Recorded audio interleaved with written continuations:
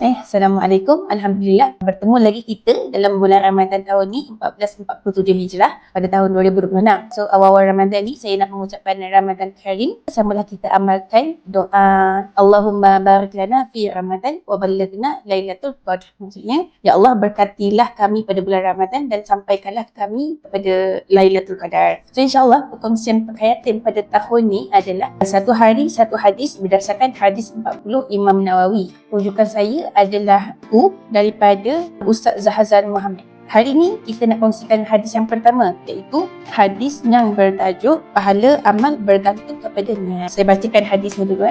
Daripada Amirul Mukminin Abu Hafsah Umar bin Al-Khattab radhiyallahu anhu berkata bahawa beliau mendengar Rasulullah sallallahu alaihi wasallam bersabda, "Innamal a'malu binniyat wa innamal likulli imrin ma nawa, faman kanat hijratuhu ila Allah wa rasulih, fa hijratuhu ila Allah wa rasulih, wa man kanat hijratuhu lid-dunya yusibuha aw imra'atin yankihuha fahijratuhu ila ma hajar ilaih." Maksudnya, sesungguhnya diterima amal perbuatan itu bergantung kepada niatnya, dan sesungguhnya bagi setiap orang akan mendapat apa yang diniatkannya. Sesiapa yang berhijrah kerana Allah dan Rasulnya, dia akan sampai kepada Allah dan Rasulnya. Sesiapa yang berhijrah menuju dunia akan diperolehinya, atau menuju wanita yang hendak dinikahinya, dia akan mendapatkan apa yang diniatkannya. Ini adalah hadis yang diriwayatkan oleh Al-Bukhari. Saya share sikit apa intisari ataupun huraian daripada hadis ni. Yang pertama, hadis ni disebutkan kalimah yang diterima amal perbuatan itu bergantung kepada niat. Dekat sini maksudnya, apa niat kita itu adalah apa yang kita dapat. Yang dimaksudkan amal dekat sini adalah semua jenis amal yang dibenarkan syariat. Contoh, kalaulah kita buat amal yang contoh kita berwuduk, kita mandi wajib, tayamum, kalau kita tidak berniat maka itu tiada nilai. Setengah ulama berpendapat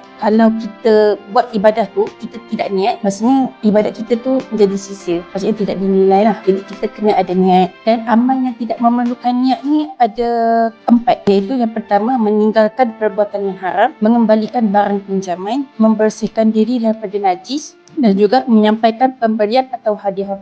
Kalau kita tak niat pun tak apa, pahalanya kita tetap akan dapat. Okay, dekat sini ada setengah ulama tadi kan saya cakap kalau yang ambil wuduk, kalau yang mandi wajib atau tayamum, kalau kita tak niat maka itu tidak bernilai kan. Tapi ada setengah ulama yang mengatakan kalau kita wuduk dan mandi tetap sah walaupun kita tidak niat. Tapi ni ulama ada berbeza pendapat lah dekat maksud kalimah ni kan. Maksud kat sini sebenarnya ada pendapat ulama yang mengatakan niat itu adalah syarat sah, dan ada lagi pendapat yang lain mengatakan bahawa niat ni adalah sebagai penyempurna. Maksudnya amal tu jadi lagi sempurna kalau kita sertakan dengan niat. Tapi kalau kita tak sertakan dengan niat pun boleh. Ini adalah berbeza pendapat lah. Itu sahaja perkongsian saya untuk hadis yang pertama ni. So insya-Allah kita akan berjumpa lagi pada hadis yang kedua. Terima kasih.